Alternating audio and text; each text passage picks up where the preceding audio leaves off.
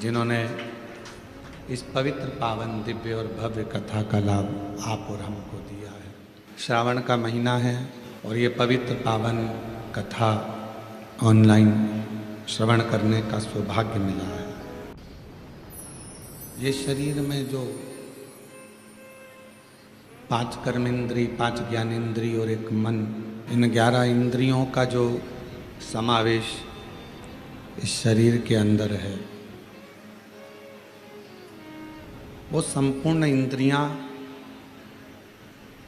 शिव के भजन के लिए और भगवान की अविरल भक्ति के लिए है। पर परिवार को निभाते हुए, परिवार को साथ लेते हुए, जो मनुष्य की देह में हमें फर्ज मिला है, आपको फर्ज मिला है, उसको निभाते हुए चलो।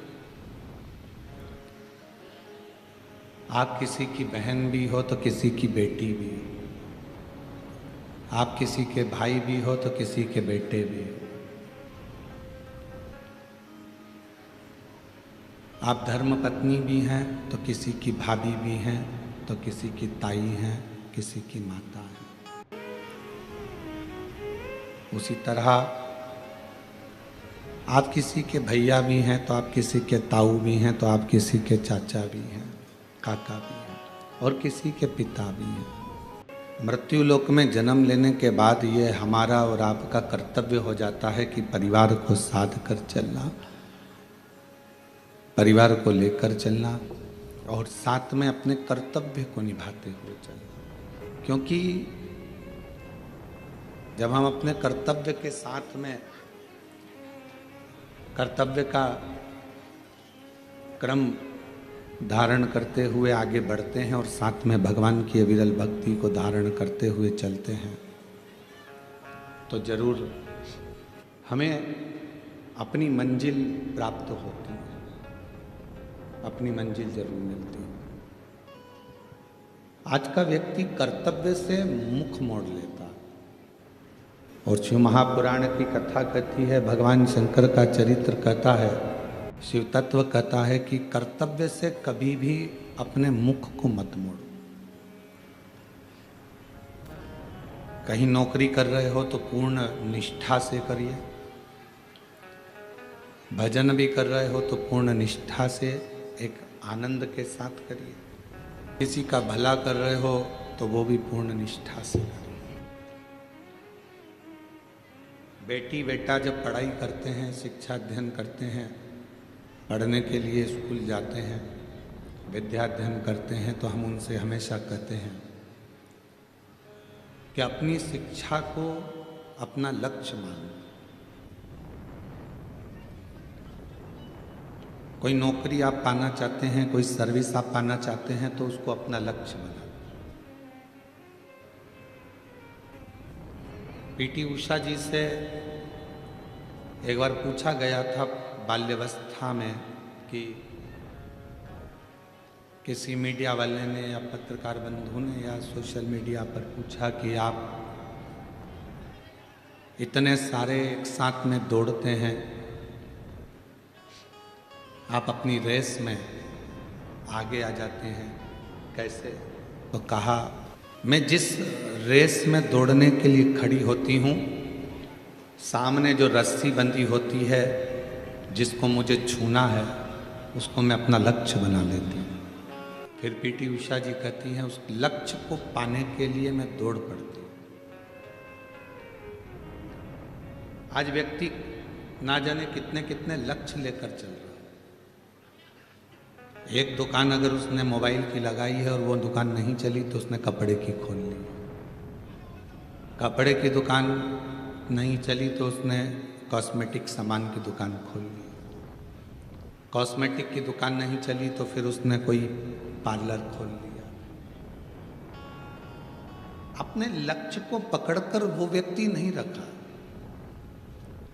अगर वो व्यक्ति एक लक्ष्य बना लेता कि मुझे इसी दुकान से लाभ उठाना है, तो मेरा देव अधिदेव महादेव उसके ऊपर कृपा करना प्रारंभ कर देता और करुणा जरूर देता। हमारा और आपका लक्ष्य एक होना चाहिए। हम लक्ष्य से दूर हट जाते हैं। थोड़ा समय हम सोचते हैं कि ऐसा कर लें, थोड़े समय वैसा कर लें।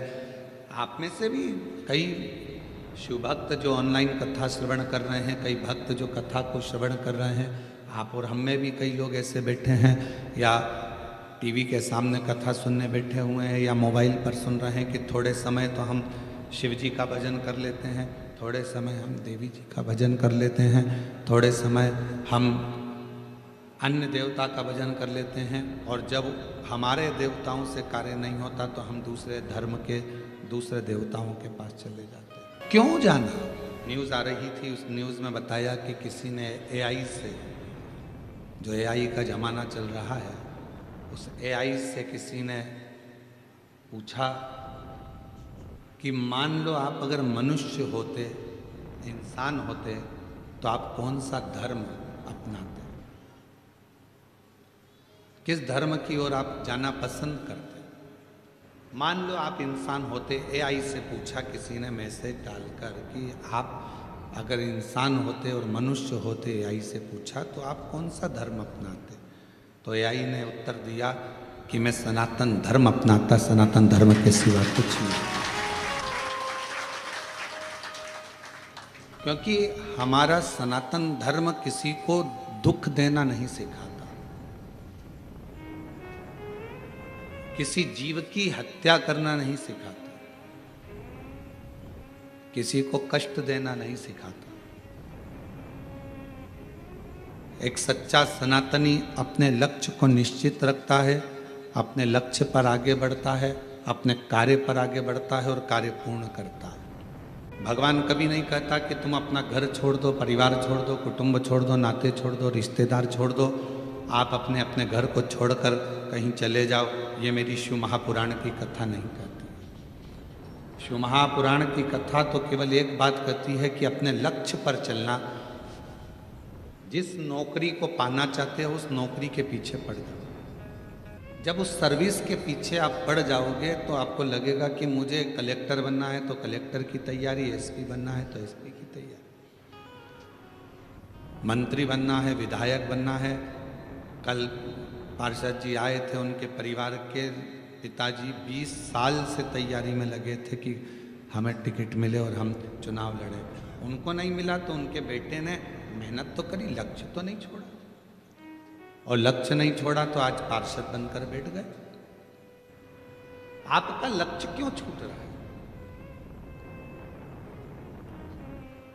सावन आया तो हम शंकर जी की आराधना में इतने डूबे, और जैसे ही सावन गया वैसे हम अपनी फिर वही कार्यशैली में, भगवान के मंदिर नहीं जाना, भजन नहीं करना, स्मरण नहीं करना, निंदा में, बुराई में, व्यसनों में फिर डूब गए। केवल सावन के महीने में ही मदिरा का त्याग करा, केवल श्रावण के महीने में ही मांसाहार का त्याग करा, केवल श्रावण के महीने में ही झूठ बोलना बंद करा, केवल श्रावण के महीने में ही गलत काम करना बंद करा। हमारा जैसा कर्म है, आज हम सावन के महीने से नियम उठा लें कि हम व्यसनों से दूर रहें, हम मदिरा से दूर रहें, मांस से दूर रहें, गलत विचारों से, गलत सोच से हम दूर रहें। कोई गलत बात लिख रहा है तो उस पर गलत कमेंट्स ना करें, कोई गलत बोल रहा है तो हम उस पर गलत विचार ना करें। घर में आप लोगों का जो घर है, घर के अंदर खिड़की है क्या? जम के तो बोलो, सबके घर में खिड़की है। अच्छा, खिड़की काहे के लिए बनाई है? हवा के लिए, प्रकाश के लिए। आप में से किसी ने भी खिड़की चोर को घर में बुलाने के लिए बनाई क्या? पर चोर खिड़की देखता है आने के लिए। आपने खिड़की बनाई थी प्रकाश के लिए, आपने खिड़की बनाई थी हवा के लिए, और खिड़की आप लोगों ने चोर के लिए या चोट्टे के लिए नहीं बनाई। पर चोर उसी खिड़की में से प्रवेश कर रहा है। दरवाजा मजबूत होता है, खिड़की हल्की होती है, तो उसको तोड़ने में उसको देरी नहीं लगती, उसमें से प्रवेश कर सकता है खिड़की में से। अब आपने खिड़की बनाई प्रकाश के लिए, आपने खिड़की बनाई हवा के लिए, और चोर प्रवेश कर रहा है उसी खिड़की में से। चोर के लिए वो खिड़की थोड़ी ना बनाई गई है, चोट्टे के लिए ऐसी खिड़की का निर्माण तो ना करा गया, ये तो प्रकाश के लिए करा, हवा के लिए करा। उसी तरह भगवान ने ये कान काय के लिए दिया, ये खिड़की काय के लिए बनाई। भगवान ने खिड़की बनाई कि भगवत भजन करना, अच्छी बातें सुनना, अच्छा काम करना, ज्ञान का प्रकाश लेना, अच्छी हवा लेना। पर आप कई लोग इस खिड़की का इतना दुरुपयोग करते हैं कि दिन भर चुगली, गाली, अपशब्द, निंदा सुनने में लगे रहते हैं। मतलब चोट्टे को अंदर प्रवेश करने दे रहे हैं। चोर अंदर जा रहा है, चोर अंदर प्रवेश कर। ये खिड़की परमात्मा ने जो बनाई है, हमारे नेत्र रूपी खिड़की बनाई कि इस झरोके में से झांकना, भगवान के दर्शन करना, परिवार को देखना, कुटुंब को देखना, व्यापार को देखना, सब देखो। तुम्हारा नेत्र केवल, और हम कह भी देंगे कि भगवान के सिवाय कुछ मत देखो, तो आप लोग ऐसा तो मानने वाले नहीं। सब देखिए, ये परिवार, ये नाते, ये रिश्ते, ये कुटुंब, ये कबीले, सबको देखो। नेत्र दिए पर इससे गलत ना देखो, श्रवण दिया गलत ना सुनो, वाणी दी, जिह्वा दी, इसका सदुपयोग करो। कितना लोग हमको गलत गलत बोलता है, तो क्या हम व्यासपीठ से या अपने शब्दों में क्या गलत का प्रयोग करेंगे? नहीं, क्योंकि उनके बोलने में, उनकी परवरिश में और हमारे बोलने में और हमारे माता पिता के संस्कार में जमीन और आसमान का अंतर हो सकता है। जिस पिता ने चने का ठेला लगाकर अपनी औलाद को पाला हो, जिस माँ ने साड़ी में फाल लगाकर दूसरे के घर काम कर कर भोजन बनाकर पाला हो, वो माँ और वो बाप अपने बच्चे को कभी गलत संस्कार नहीं दे सकता, गलत विचार नहीं दे सकता, गलत बोलना नहीं सकता। संस्कार बताएंगे आपके घर के एक आनंद के विषय। आप श्रेष्ठता का जीवन तो जियो। श्रवण आपकी भगवान ने जो खिड़की दी है, इस कान का प्रयोग कथा में, सत्संग में या अपने परिवार के अच्छे शब्दों को सुनने में लगाओ। क्यों अपना समय अपन व्यर्थ निंदा को दें? उसने ऐसा कर दिया, उसने वैसा बोल दिया, उसने गलत कर दिया, उसने ऐसा कर दिया। हम गलत सोचने में, गलत विचारने में, गलत सुनने में अपने पूरे जीवन को लगा रहे। मेहनत, एक एक पल का वो जवाब लेता है। आज नहीं तो कल लेता है, पर जवाब जरूर लेता है। एक एक पल का जवाब लेगा, एक एक हिसाब लेगा। ईमानदारी से बोलना, तुम अपने बेटे को 100 रुपये देकर बाजार भेजती हो, जा कोरबा में चले जा, बाजार से एक सर्फ की थैली लेकर आना, 10 रुपये का एक साबुन लाना, 20 रुपये की सर्फ की थैली लेकर आना, जा बाजार और सुन 10 रुपये का एक बिस्कुट का पैकेट ले आना। बेटा गया 100 रुपये लेकर मार्केट में घूमा, सामान लेकर आया। आने के बाद आपने उससे हिसाब लिया कि नहीं लिया? बोलो तो जम के, लिया ना हिसाब? कितने का लाया बेटा? सर्फ कितने का आया बेटा? साबुन कितने का आया? ये बिस्कुट का 2 पैकेट क्यों लेकर आ गया? मम्मी 5-5 रुपये के थे इसलिए लेकर आ गया। तो तुमने अपने बेटे से, तो औलाद तुम्हारी है, बेटा तुम्हारा है, सारी जायदाद उसकी है, फिर भी तुमने अपने बेटे से 100 रुपये का हिसाब लिया, तो वो भी तो तुम्हें पृथ्वी पर भेजा है, तो 100 साल का हिसाब लेगा कि नहीं लेगा?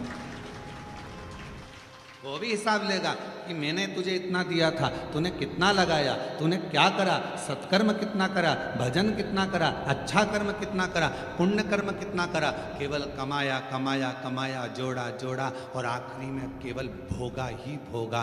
इतना भोगा कि आखिरी में भगवान के सामने रो रो कर, गिड़गिड़ा कर कहता रहा कि मुझे अब माफ़ कर दो, अब नहीं भोगा जाता। कर्म, धन आता है, अच्छा लगता है, पर वो धन जब व्यक्ति को रुलाता है तो जिंदगी केवल एक नरक सी निकलती चली जाती। उसको सोचो, विचार। कर्म श्रेष्ठ करिएगा, अच्छे कर्म की ओर बढ़िएगा, और जब आपका कर्म श्रेष्ठ हो, जब आप अच्छे कर्म की ओर बढ़ेंगे, तो जीवन में एक आनंद की अनुभूति अपने आप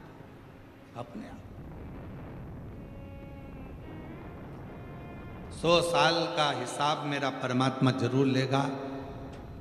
21,600 श्वास जो निकलती है, उसका एक एक हिसाब मेरा परमात्मा लेता है। 3.5 करोड़ रोम छिद्र ये मनुष्य के शरीर में है, वो रोम छिद्र का हिसाब भी लेगा, क्योंकि रोम मिलते काहे के? कभी विचार करा कि मनुष्य के शरीर में इतने ये रोम बारीक बारीक इतने रोम छिद्र होते हैं, ये क्यों मिलते हैं, किस लिए मिलते हैं, क्यों देता है परमात्मा? और केवल देवादिदेव महादेव इन रोम छिद्रों पर भस्म को लपेट लेते हैं। कभी विचार करिए आप, कभी अकेले में सोचिए कि इतने रोम छिद्र मेरे शरीर में हैं, हाथों में हैं, मेरे शरीर पर इतने रोम छिद्र हैं, ये भगवान ने क्यों दिए? और क्यों मेरे शंकर भगवान ने शमशान की भस्म को इन रोम छिद्रों पर धारण कर लिया? इसलिए क्यों दिया परमात्मा ने? और ये बात स्वयं हमारे शास्त्र वर्णन करते हैं कि भगवान के रोम छिद्र से दुर्वा, तिल ये सब उत्पन्न होते हैं। तो हमारे रोम छिद्र परमात्मा ने इतने क्यों दिए? और क्यों भगवान ने शमशान की भस्म को अपने तन पर धारण करा? तो शिव महापुराण में वायव्य संहिता के अंतर्गत वर्णन आता है कि भगवान शंकर से पूछा, देवताओं ने निवेदन करा, स्वयं पूछा गया तुमरुका जी ने कि ये रोम छिद्र किस लिए हैं? तो कहा एक एक रोम छिद्र 3.5 करोड़ रोम छिद्र मनुष्य के शरीर में केवल भगवान की भक्ति करने के लिए। मान लो आपके मुख से, आपके श्रवण से, आपके देखने से, आपके बोलने से, अगर मान लो कभी जिंदगी में मान लो कि तुम्हारे मुख से, श्रवण से, देखने से कोई अच्छा कर्म नहीं हो पाया, और मान लो आप कभी किसी तीर्थ से निकल कर जा रहे थे और उस तीर्थ में भी अगर आपके शरीर का एक रोमा भी गिर गया तो वो तीर्थ में गिरने पर भी वो रोम छिद्र पे पड़ा हुआ रोमा भी आपकी जिंदगी को सवार देता। 3.5 करोड़ रोम छिद्र भगवत भजन के लिए है। 3.5 करोड़ रोम छिद्र का ये शरीर भगवान की अविरल भक्ति के लिए है। कर्म करो, मेहनत करो, परिश्रम करो, परिवार को संभालो, नाते रिश्तों को संभालो, कुटुंब कबीले में रहो, सब कुछ करो। और ऐसा नहीं है कि तुम कमाओगे तो तुमको झूठ नहीं बोलना पड़ेगा, झूठ भी बोलना पड़ेगा तुम्हें। हम अगर बोल भी देंगे कि कमाने में झूठ मत बोलो तो ये हो नहीं सकता। आपको कमाना है, झूठ बोलना पड़ेगा। आपको बच्चों का पेट भरना है, थोड़ा झूठ बोलना पड़ेगा। आपको पत्नी, परिवार, घर गृहस्थी देखना है तो थोड़ा झूठ बोलना पड़ेगा। आपको उस झूठ को बोलना पड़ेगा।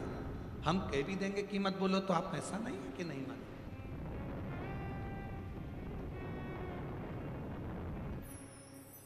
और इसका प्रसंग आज से नहीं है, त्रेता के समय से इसका प्रसंग है।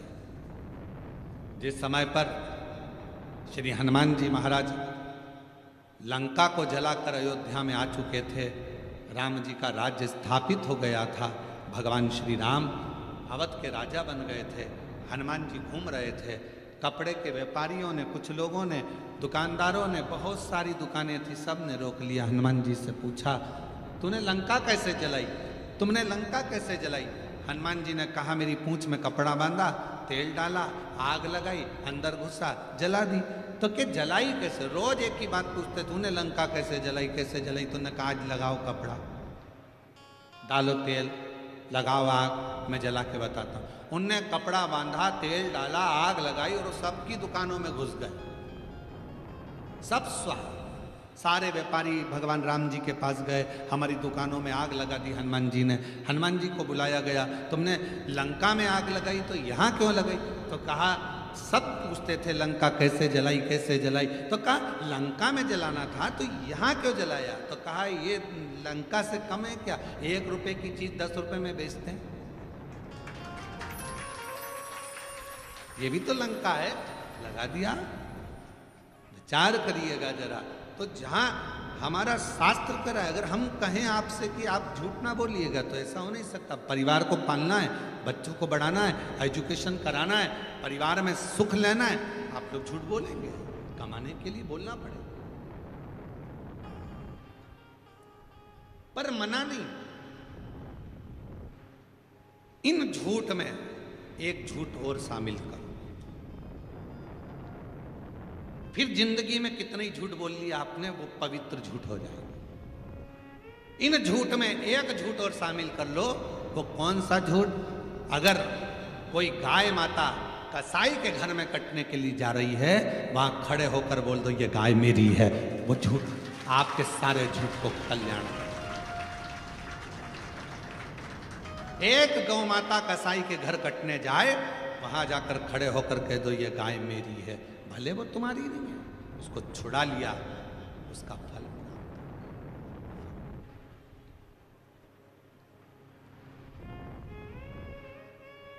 सारे झूठों पर वो झूठ आपकी पवित्रता का धारण करा देगा।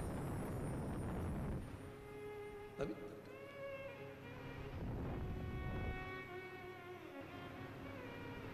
किसी बेटी, अकेली कोई छोटी सी लड़की, अकेली कोई छोटी सी कन्या, कोई बेटी अकेली 10 लोगों के बीच में कहीं पर अंधेरे आदि में कोई ने उसको रोक लिया है और गलत कृत्य करने के लिए उस जगह पर कह दो ये मेरी बेटी है, ये मेरी पुत्री, तो छोड़ो ये मेरी बेटी है। उसके लिए थोड़ा सा संघर्ष।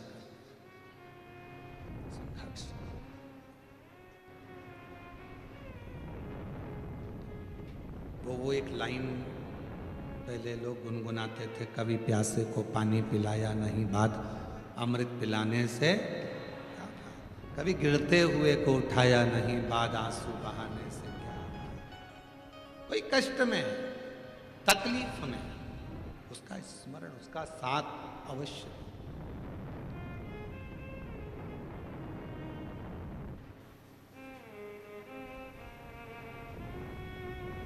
और जब आप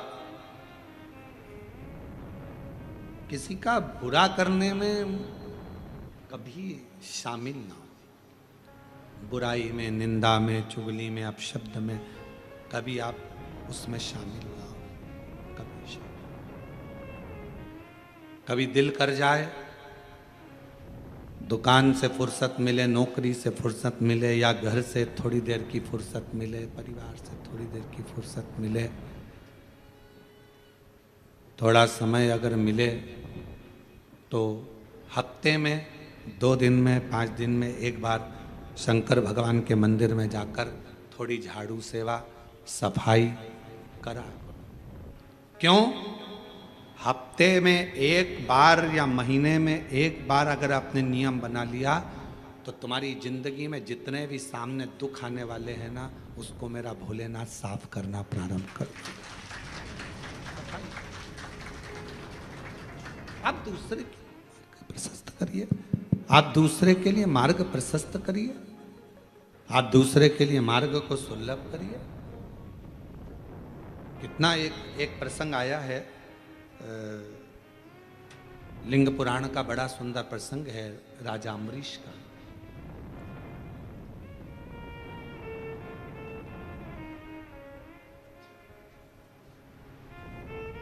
एक राजा अम्बरीश हुए, बड़े अच्छे थे, धर्मात्मा थे, पुण्यात्मा थे, भक्ति में डूबने वाले थे, भजन में डूबने वाले थे, स्मरण करने वाले थे। उनकी एक लड़की थी जिसका नाम था श्रीमती। क्या नाम है? श्रीमती। हमारे यहाँ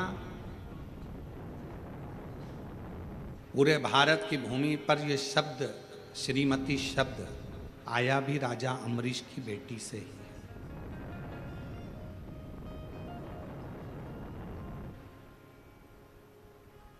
हम लोग बात बात में कहते थे श्रीमती बिमला जी, श्रीमती कमला जी, श्रीमती। श्रीमती शब्द का मतलब क्या है? अभी आप कथा में श्रवण करेंगे, राजा अम्बरीश की बेटी का नाम था श्रीमती। और वह राजा अम्बरीश की पुत्री बड़ी सुंदर थी, बड़ी विद्वान थी, उसके चेहरे का आकर्षण बड़ा था। कारण क्या था कि वो अपने पिता राजा अम्बरीश के बताए हुए मार्ग पर नित्य भगवत स्मरण में डूबी रहती। तो ये नियम है, ब्यूटी पार्लर जाने से ज्यादा सुंदरता व्यक्ति को शंकर जी के मंदिर में जल चढ़ाने से प्राप्त हो जाती है। शिव जी का भजन करना प्रारंभ करो, शंकर भगवान की भक्ति करना प्रारंभ कर दो, और देखो घर की बहू और सास में कितना अंतर होता है। घर की बहू को त्योहार पर मालूम पड़े तुम्हारे यहाँ कोई पर्व है, और कोई पर्व पर, कोई त्यौहार पर, दिवाली है, कोई अच्छा त्यौहार आया है, कोई संक्रांति आई है, कोई रक्षाबंधन आया है, कोई उत्सव आया है, तो बहू तैयार होगी। करवा चौथ आ गई या कोई फंक्शन आ गया तो बहू तैयार हो रही है और सास तैयार हो रही है। तो बहू कहती मम्मी तुम तैयार नहीं हो रही, तो माँ सास कह देती तू तैयार हो ले, मैं तो 2 मिनट में तैयार हो जाऊंगी। और सास और बहू में ये अंतर देखिए, बहू तैयार होने गई, आधा घंटा लग गया, पौन घंटा लग गया, 1 घंटा लग गया, और सास तुरंत फिर आई, बहू मम्मी तुम तैयार नहीं हो रही, बस मैं तो 2 मिनट में हो जाऊंगी, तू तैयार हो जा। और बहू को तैयार होने में 1 घंटा 1.5 घंटा लग गया। सास तुरंत साड़ी बदली, ऊंचे ऊंचाए बाल पे कंघा कर लिया, बक्कल लगा लिया, थोड़ा सा जो भी लगाना करना था लगा के, बिंदी लगा के, और सास जैसे ही पूजन के सामने, पूजन की थाली के पास में आई, बहू का आधा कलेजा जल गया। ये तो मुझसे भी ज्यादा सुंदर दिख रही है, ये तो मुझसे भी ज्यादा सुंदर दिख रही है। उसका कारण क्या है? ये चमक, ये दमक, फुलवन में महक, सब कुछ सरकार तुम ही से है। सास भगवान की भक्ति इतनी करती है, भजन इतना करती है, स्मरण इतना करती है कि उसको पार्लर जाने की जरूरत नहीं पड़ती, उसकी नेचुरल सुंदरता उसके सामने प्रकट हो जाती है। शिव के प्रकाश से वो प्रकाशित हो जाती है, भगवान के प्रकाश से वो प्रकाशित हो रही। कोई बेटी है, कोई माता है, कोई भाई है, कोई नवयुवक बेटे हैं। नवयुवक बेटों को से भी कहूंगा मैं, लड़कों से बेटी है, तुम नवयुवक बेटे देखिए, उन बेटों को देखना जो कभी मंदिर नहीं जाते, और उन बेटों को देखना जो गले में रुद्राक्ष की माला धारण करते हैं, मस्तक पर तिलक लगा लेते हैं, और भगवान का हाथ में कलेवा या रुद्राक्ष की माला धारण कर लेते हैं, और भगवान की भक्ति में जो रमे रहते हैं, उनका चेहरे का तेज आपको बता देगा कि ये कोई सनातनी पुत्र है। चेहरे का तेज बताएगा कि इसमें सनातन भाव कितना। भगवत भजन का स्मरण, भले कुछ भी हो, वो भगवान का नाम लेता नहीं लेता, पर तन पर रुद्राक्ष तो पहना। शिव महापुराण के वायव्य संहिता के अंतर्गत, उमा खंड के अंतर्गत, शिव महापुराण के कौमार खंड के अंतर्गत सब में एक बात मिलती है, अगर मनुष्य भगवान का भजन भी ना करता हो, मंदिर तक भी ना जाता हो, स्मरण भी ना करता हो, शिव नाम मुख से निकलता भी नहीं हो, तो भी उसके शरीर पर अगर रुद्राक्ष पड़ा है तो समझ लेना उस पर शंकर की दृष्टि पड़ी, शिव की दृष्टि, क्योंकि उसका रुद्राक्ष पड़ा है। अगर कोई मनुष्य भगवत नाम ना लेता हो, मंदिर भी ना जाता हो, भजन भी ना करता हो, और अगर मस्तक पर त्रिपुंड धारण करता है या रुद्राक्ष धारण करता है, तो वो शिव का ही पुत्र कहलाता है। ये शिव महापुराण की कथा है, ये भगवान शंकर का चरित्र करता। अब जरा विचार करिए, कोई कोई कहते हैं अरे बताओ, कई लोग माताओं से कह देते हैं बताओ इसको देखो जरा, हाथ में रुद्राक्ष की माला पहन ली, रुद्राक्ष गले में पहन लिया, सिर पे तिलक लगा लिया, अपने आप को सावित्री समझ रही है, और मालूम पड़े मन में तो भगवान बिल्कुल भी नहीं है। कई लोग दिन भर व्हाट्सएप पर कमेंट्स भी करते हैं एक दूसरे को, बताओ इसको देखो, ये भगवान का। छोटे से बच्चा कंधे पर कावड़ लेकर जा रहा है तो लोग कमेंट्स कर देते हैं, और कमेंट्स करने वाले कोई दूसरे नहीं होते, अपने ही होते हैं।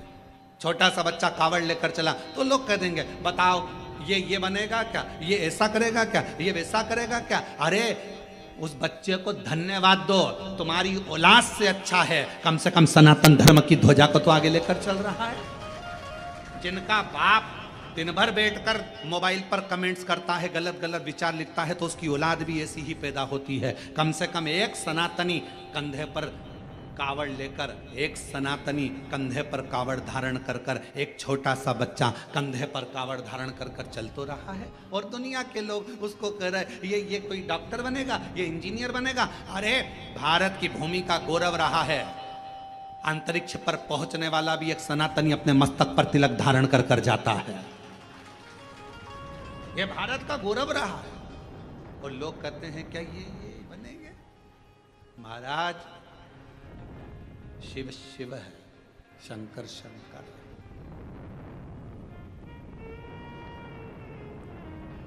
उस बच्चों को देखकर जो भगवत भजन कर रहे हैं, कई कई लड़के, कई बेटे रुद्राक्ष धारण करते हैं, माला पहनते हैं, कई लोग तिलक लगाते हैं, कई लोग त्रिपुंड लगाते हैं, कई लोग जटा धारण कर लेते हैं।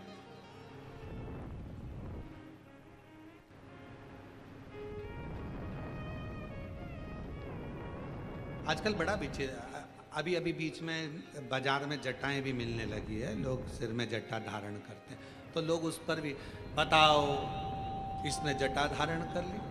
अरे अच्छा है, जटा धारण करी, दारू की बोतल तो धारण नहीं करी। अच्छा करा है ना उसने, गलत तो नहीं करा। त्रिपुंड लगाया, गलत तो नहीं करा। भगवा वस्त्र धारण करे, गलत तो नहीं करा। प्रेरणा ही दे रहा है ना वो लड़का। अगर कोई बेटी अपने भगवा वस्त्र धारण करती है, मस्तक पर तिलक लगा लेती है, चंदन धारण कर ली, तो उसने गलत क्या करा? कोई गलत तो नहीं करा। केवल पांव खींचना, केवल गलत शब्द कहना, केवल अपशब्द कहना। और मेरा बेटा बेटियों से निवेदन है, आपको कॉलेज से फुर्सत नहीं मिलती, आपको स्कूल से फुर्सत नहीं मिलती, आपको सर्विस से फुर्सत नहीं मिलती, आपको नौकरी से फुर्सत नहीं मिलती, टेंशन मत लो। आप अगर मस्तक पर चंदन, तिलक, भस्म कुछ भी धारण करते हो और अपने गले में अगर रुद्राक्ष धारण करते हो, आप मंदिर नहीं भी गए, शिव नाम नहीं भी लिया, तो भी मेरे शंकर के बेटे ही कहलाओगे, बेटी ही कहलाओगे। पुत्र और पुत्री ही कहलाओगे। आप शिव के बेटे ही कहलाओगे, शिव की दृष्टि रहेगी।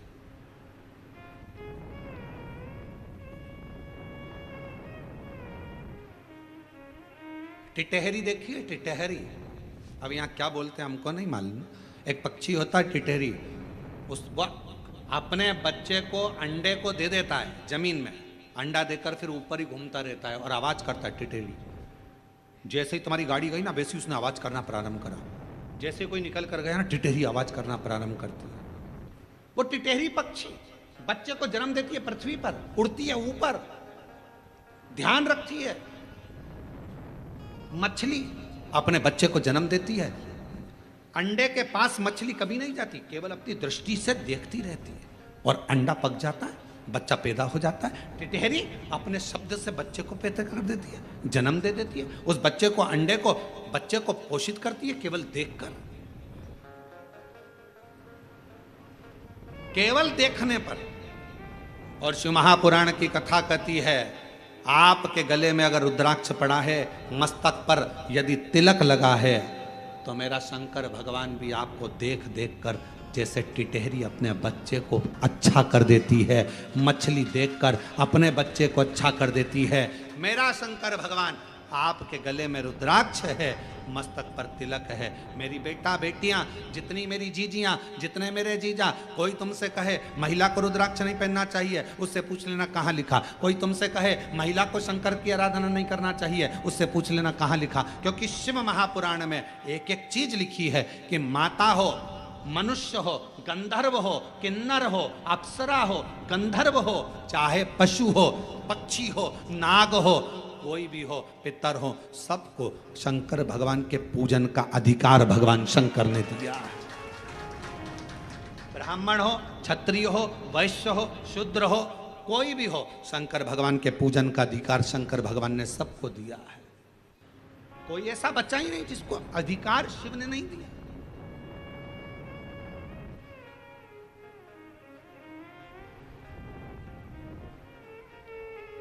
शिव पूजन का अधिकार सबको है, शंकर की भक्ति करने। इसीलिए 23 जुलाई को जो भगवान शंकर का ऑनलाइन पूजन होगा शाम को 7 बजे से 8 बजे तक, सबको अधिकार है, सब अपनी पूजन करें, सब भगवत भजन करें, सब भगवत नाम में डूबें। 1 घंटा शाम को 7 बजे से 8 बजे तक अपने पार्थिव शिवलिंग का निर्माण कर कर भगवान की अविरल भक्ति को धारण करो कि मेरे घर में मेरा कुबेरेश्वर महादेव आया है, मेरा शिव आएगा। सबको अधिकार। हम दूसरे का दोष क्यों देखें? हम दूसरे के भावों को क्यों, गलत विचारों को क्यों? राजा अम्बरीश की बेटी थी श्रीमती, जो अपने पिता के बतलाए मार्ग पर चलती थी। पिता के अनुकूल रहती थी। कभी पिताजी ने यह नहीं कहा कि तुझे भजन करना पड़ेगा, कभी पिताजी ने यह नहीं कहा कि तुझे कीर्तन करना पड़ेगा। 2 तरह की बाथरूम होती है, जो बाथरूम बनती है जिसमें अपन लोग स्नान करते हैं, 2 तरह की होती है। वॉशरूम 2 तरह का होता है। एक वॉशरूम में नहाते से ही पानी पूरा की पूरा नाली में चला जाता है, और दूसरी वॉशरूम ऐसी रहती है उसमें नहाने के बाद पानी भरा जाता है। भराने के बाद उसको वाइपर से निकालो, झाड़ू से निकालो, झाड़ो, तब जाकर झाड़ झाड़ झाड़ झाड़ तब जाकर वो पाइप में जाता है, तब जाकर वो पानी बाहर निकलता। बोलो सही है कि गलत है? एक वॉशरूम बनी जिसमें नहाते से ही पानी गटर में चले गया, नाली में चले गया, पाइप में चले गया। और दूसरी वॉशरूम जिसमें से पाइप में, और ऐसा नहीं कईयों के घर में होगी, रोज नहाने के बाद झाड़ू से निकालना पड़ता है, पानी को निकालना पड़ता है। अब 2 तरह की वॉशरूम बनी है, एक का पानी अपने आप जा रहा है और एक का पानी झाड़ू से झाड़ कर ले जाना पड़ रहा है। उसी तरह 2 तरह के मनुष्य होते हैं। एक जन्म लेने के बाद उसका मन भगवान की भक्ति में लग जाता है, और दूसरा मनुष्य ऐसा होता है जिसको झाड़ झाड़ कर ले जाना, चलो तो कथा में, चलो तो मंदिर, चलो तो भजन में, चलो तो झाड़ झाड़ कर ले जाना पड़ता है। पर कितना भी ले जाओ, थोड़ा देर झाड़ोगे फिर वो पानी वहीं की वहीं बाथरूम में फिर अड़ गया, फिर फंस गया, फिर निकालो झाड़ू से। ऐसे 2 तरह के लोग हैं। एक का मन सीधे कथा सुनी और मन लग गया पशुपति व्रत करूंगी मम्मी, एक का मन लग गया मैं मंदिर जाना चालू करूंगा, मुझे मंदिर जाना है, मन लग गया शिव जी का श्रृंगार करूंगा। एक का मन अपने आप लग जाता है और दूसरे का मन लगाना पड़ता है, चल चल चल चल। समझ लेना बाथरूम का पाइप गड़बड़ नहीं है, पाइप तो अच्छा है पर ढाल ठीक नहीं है। ये जब पैदा हुआ ना, इसका ढाल ठीक नहीं है, ये ढाल गड़बड़ हो गया, संस्कार नहीं मिल पाए श्रेष्ठ, इसका ढाल ठीक जाने।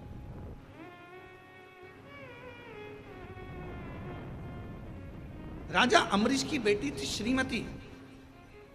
कोई ने नहीं कहा कि तू भजन करना, कोई ने नहीं कहा कि तू कीर्तन करना, कोई नहीं बोला कि तू भगवत नाम लेना। फिर भी श्रीमती भगवान की भक्ति में डूबी रहती थी, क्योंकि पिता के संस्कार थे उसके अंदर। पिता जैसा कहते, पिता के संस्कार उसके अंदर थे।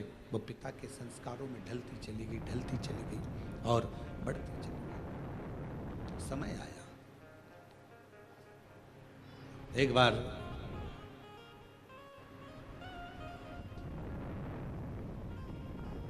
देवऋषि नारद और देवऋषि नारद के भांजे पर्वत मुनि दोनों भ्रमण करते करते भ्रमण करते करते राजा अम्बरीश के यहाँ पहुंच गए। और राजा अम्बरीश के यहाँ पहुंचे, राजा अम्बरीश के घर पर जब पहुंचे, बैठे,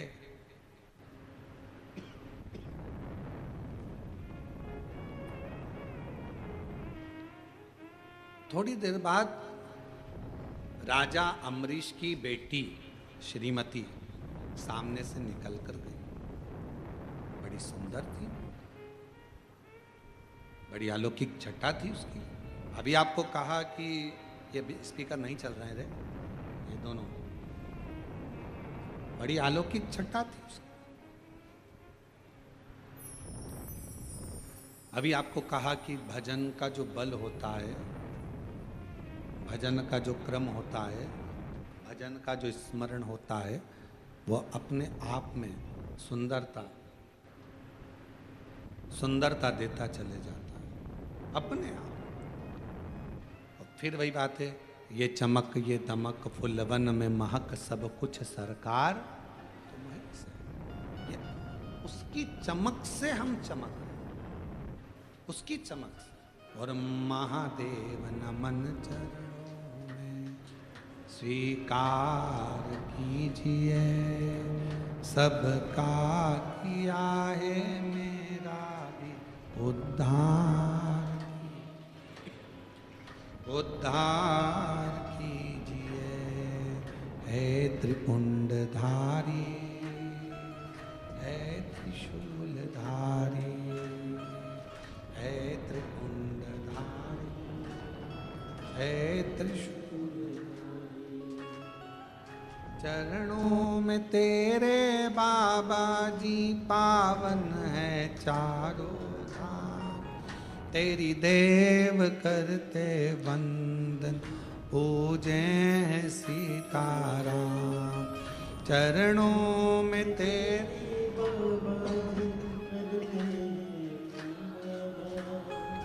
तेरी देव करते वंदना पूजे हैं सीताराम।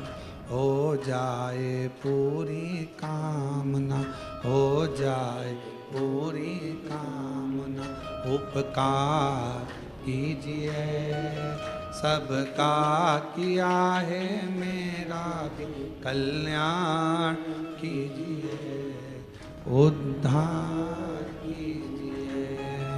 है त्रिपुंडधारी, है त्रिशूलधारी, है त्रिपुंडधारी, है त्रिशूलधारी।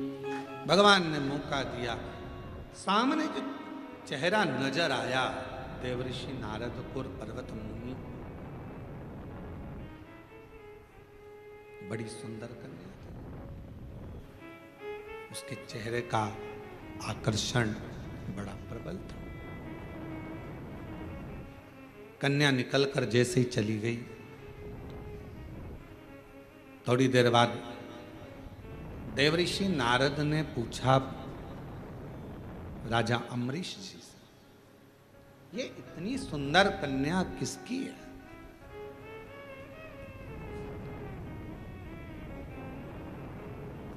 इतनी सुंदर कन्या ये है किसकी? कहा महाराज ये मेरी पुत्री है, मेरी बेटी है। मेरी पुत्री, ये मेरी बेटी है, मेरी पुत्री है। ठीक है। अब जैसे ही सुना कि ये मेरी पुत्री है, ये मेरी बेटी है, नारद जी ने, पर्वत मुनि ने, दोनों ने सुन लिया कि ये राजा अम्बरीश की बेटी है, राजा अम्बरीश की पुत्री है। सुन लिया।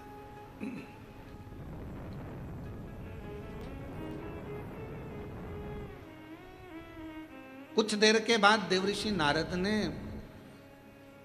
राजा अम्बरीश को राजा अम्बरीश को एकांत में ले जाकर थोड़ी चर्चा करो, थोड़ी बात करो। राजा अम्बरीश जी ने पूछा, महाराज आपने मुझे एकांत में बुलाया है, क्या बात है,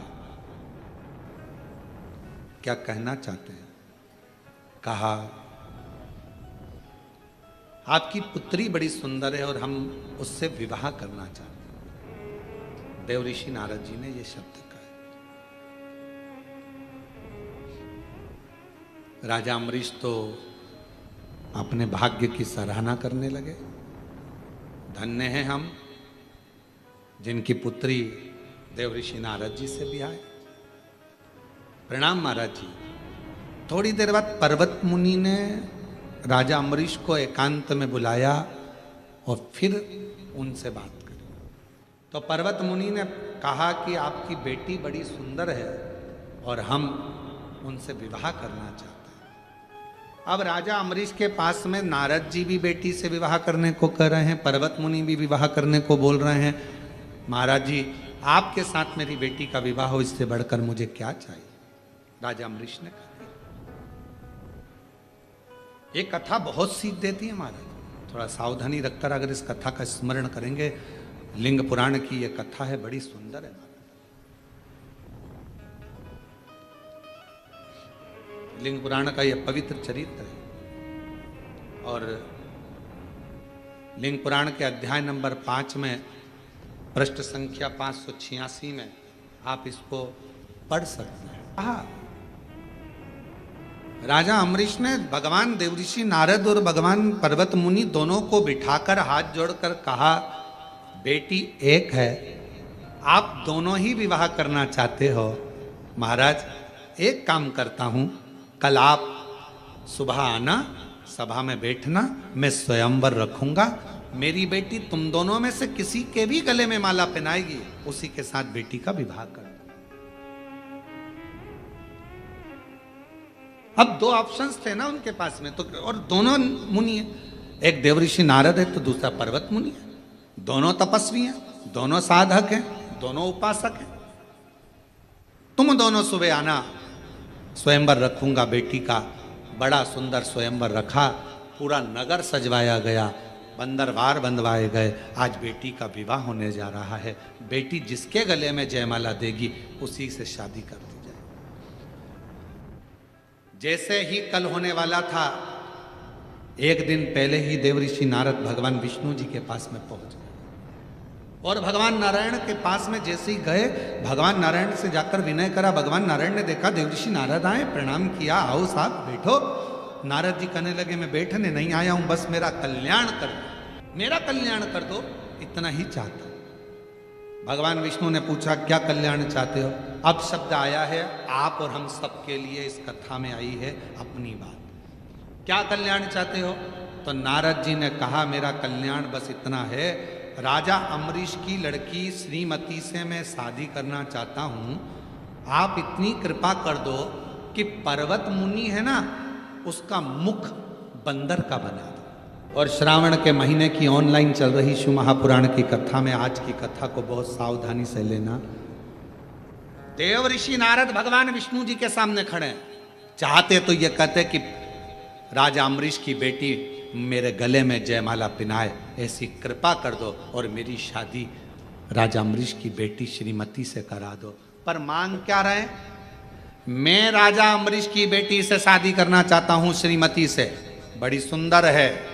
आप एक काम कर दो, पर्वत मुनि को बंदर का मुख दे दो। अब ईमानदारी से बोलो, खड्डा दूसरे के लिए खोदोगे तो उसमें सबसे पहले कौन गिरेगा? जिसने खोदा है वही। आप दूसरे के लिए गलत मांगोगे तो आपका ही बुरा होगा। आप जितना दूसरे के लिए गलत सोचोगे, गलत विचार करोगे, गलत धारणा बनाओगे, गलत बात लेकर आओगे। कई लोग दिन भर बैठकर अंदर अंदर कुड़ते रहते हैं, बताओ बताओ कितनी आगे बढ़ गई, कितनी फैक्ट्री, कितनी दुकान, इसके तो बच्चे भी इसके कहने में चलते हैं। दिन भर कोसे इसके यहाँ ऐसा हो जाए, इसका ऐसा हो जाए, इसका वैसा हो जाए। और मालूम पड़े उतना उतना जितना दूसरे को कोसती है उतना ही बुरा खुद का होते चले जाता है, और वो और उन्नति करती चली जाती है, वो और आगे बढ़ रहा है। जिसके लिए तुम गलत सोच रहे हो, जिसके लिए तुम गलत विचार कर रहे हो, वो और आगे बढ़ते चले जा रहा है, और आगे चलते चली जा रही है, उसका और भला होते चले जा रहा है। तुम जितना जितना कोसोगे व्यक्ति उतना। अब यहाँ लिंग पुराण का ये चरित्र कह रहा है, देवऋषि नारद का राजा अम्बरीश का चरित्र कह रहा है। भगवान विष्णु के सामने खड़े थे, नारायण के सामने खड़े थे, चाहते तो दुनिया का सारा ठाट मांग सकते थे। मांगो क्या चाहिए? भगवान विष्णु ने तो पूछा था क्या चाहिए तुमको, बोलो। और यही कि ये चरित्र याद आता है, जरासंध, दुर्योधन और भीम, ये तीनों तप करने गए। इन्होंने शंकर जी का तप किया, शिव जी का तप कर रहे थे, इतने में भीम को लग गई भूख और भीम चले गया भोजन कर रहे, कंदमूल फल खाने। दोनों जनी तप कर रहे थे, जरासंध और दुर्योधन। भगवान शंकर प्रसन्न हो गए, मांगो तुम्हें क्या चाहिए। जरासंध ने कहा मुझे 10,000 हाथी का बल दे दो। ठीक है। दुर्योधन ने कहा मुझे 20,000 हाथी का बल दे दो। भगवान शंकर जी ने कहा तथास्तु। दोनों जाने लगे। भीम बैठ के केला खा रहे थे, भूख लग रही थी, और ये दोनों हंसते हुए बोले बताओ ऐसा हपसी है, खाने के चक्कर में इससे शंकर जी का वर भी नहीं मिला और हमको वर मिल गया। ऐसा भुखमरा, ऐसा हपसी शब्द का संबोधन जब गालियों से करा गया, ऐसा ऐसा संबोधन करा गया, सुनकर क्रोध आ गया। कभी कभी किसी के शब्द आपके हृदय में चोट करते हैं तो जीने की कला भी सिखा देते हैं, आगे बढ़ने की कला भी सिखा। कभी कभी चोट कर जाते शब्द वो आगे बढ़ने की कला दे देते, आगे बढ़ने लगा देंगे कुछ।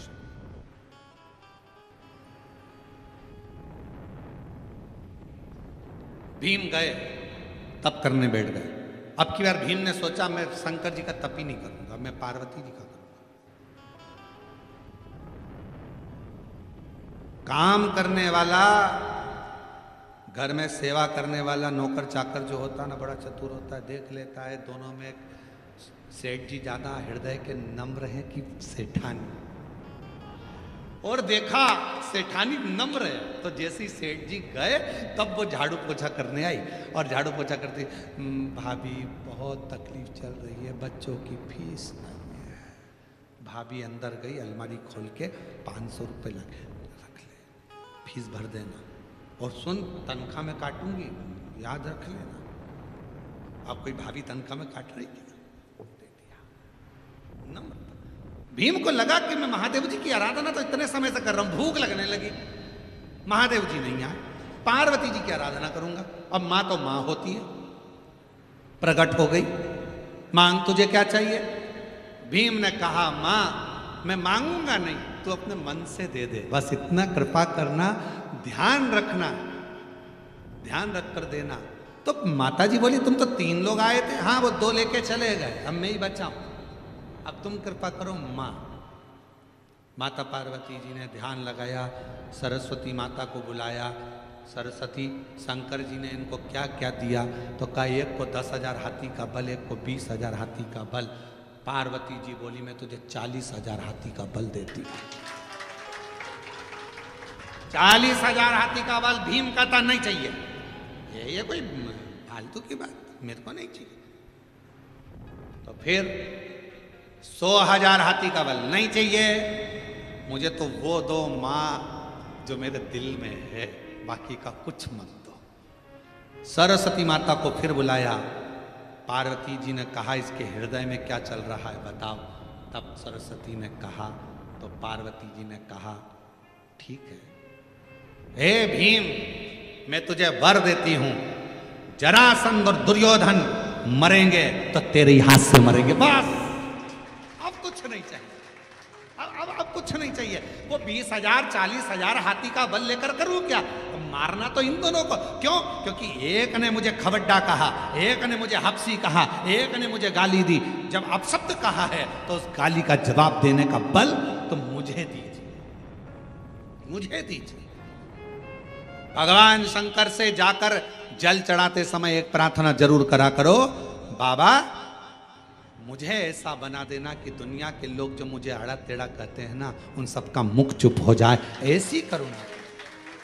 जो लोग मुझे आड़ा टेढ़ा कहते हैं, अपशब्द कहते हैं, गाली देते हैं, ताना देते हैं, कहते हैं ये जिंदगी में कुछ नहीं कर सकता, ये कुछ नहीं कर सकता, ये तो केवल एक लोटा लेकर बस योर वाले महाराज के कहने पर मंदिर मंदिर जाता फिर रही, मंदिर मंदिर जाती फिर रही, उसका जवाब मेरा बाप देगा, मेरा देवादिदेव महादेव देगा। मुझे इस लायक बनाना कि इन सबके मुख चुप हो जाए, इन सबके मुख चुप हो जाए। और कई लोग आश्चर्य करते हैं, फिर शंकर जी की सेवा करने वाला, जल चढ़ाने वाला, भजन करने वाला जब बहुत ऊंचे सिंहासन पर बैठ जाता है, बहुत ऊंचे ठाठ पर बैठ जाता है, तो लोग आश्चर्य करते हैं बनना था किसको, बन कौन गया, किसके बन गया, ये कैसे हो सकता है। पूरे मोहल्ले के लोग, पूरे क्षेत्रवासी आश्चर्य करते हैं, ये पद पर बैठ गया, इसको कुर्सी मिल गई, ये सिंहासन पर बैठ गया, इसको पद मिल गया। क्यों? उसने या उसके परिवार वालों ने जो शंकर की आराधना करी है, शिव एक ना एक दिन ऐसा जवाब देता है कि एक ना एक दिन मुंह को बंद कर देता है और बिल्कुल शांति से उसका जवाब। थोड़ा सब्र करना, परंतु थोड़ा इंतजार करना। भीम ने कहा मां बस अब कुछ नहीं चाहिए, तूने वर दे दिया, 40,000 हाथी का बल लेकर करता भी क्या, अगर ये दोनों मेरे हाथ से ना मरते, तूने मुझे वर दे दिया, ये दोनों तेरे हाथ से मरेंगे, इससे ज्यादा कुछ नहीं चाहिए मां, बस हो गए। मांगो तो जरा सोच समझ कर तो मांगो कि मांग क्या रहे हो। हे भगवान मेरे यहाँ 15 साल से औलाद नहीं है, संतान देना भगवान, भगवान औलाद दे देना, भगवान औलाद दे देना, भगवान संतान दे देना। अरे भगवान से कहो प्रभु कृपा करना, तेरा भजन करने वाली, मेरी सेवा करने वाली, बुढ़ापे में मुझे संभालने वाली, अच्छी उच्च बुद्धि वाली, स्वस्थ संतान देना, तेरी कृपा से देना। जैसे मार्कंडे बाबा पर तूने दया करी, ऐसी दया मुझ पर कर देना। औलाद तो मांगो पर साथ में संस्कारित मांगो। औलाद दे दो भगवान, औलाद दे दो। और औलाद आ भी गई और मालूम पड़े बुढ़ापे में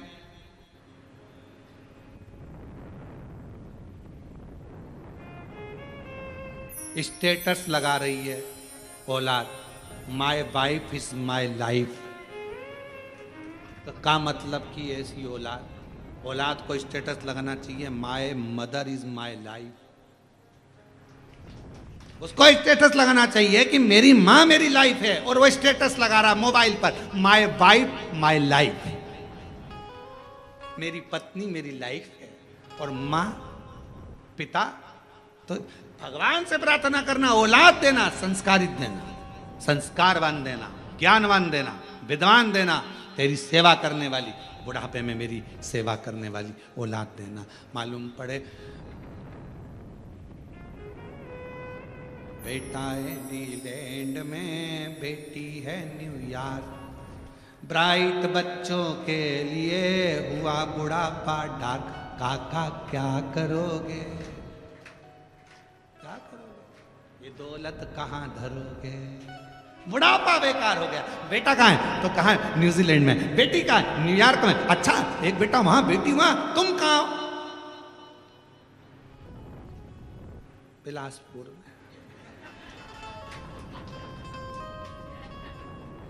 बिलासपुर में, हाँ। क्या कर रहे हो, फ्लैट में है।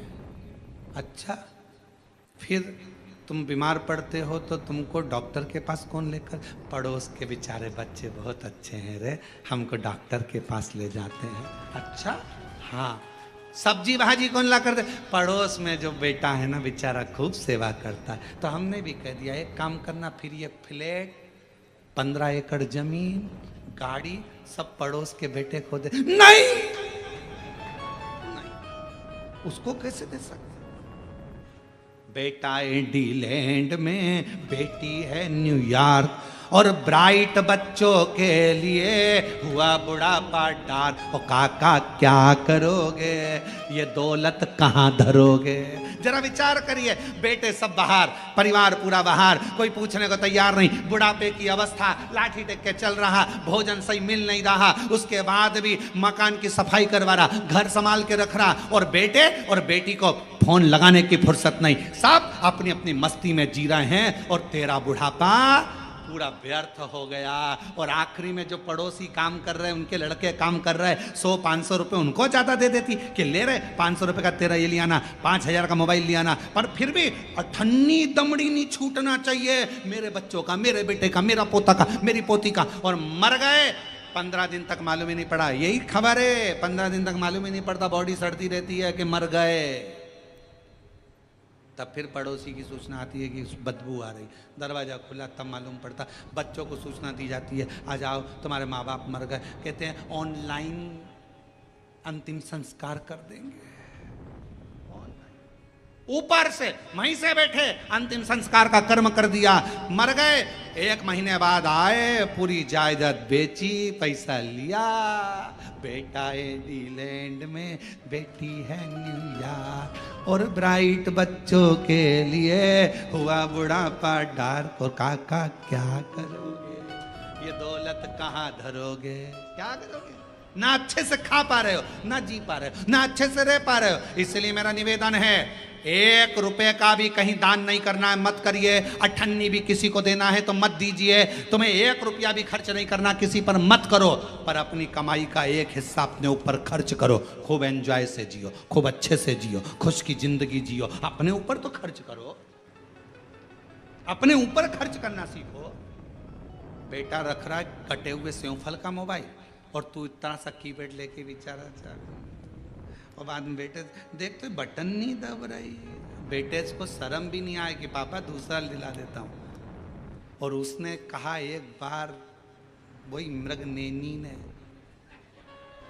उसने एक बार कहा कि मेरा बैलेंस खत्म हो गया, तो आधी रात को दोस्तों को फोन लगा, बैलेंस डलवा तेरी भाभी का मोबाइल में।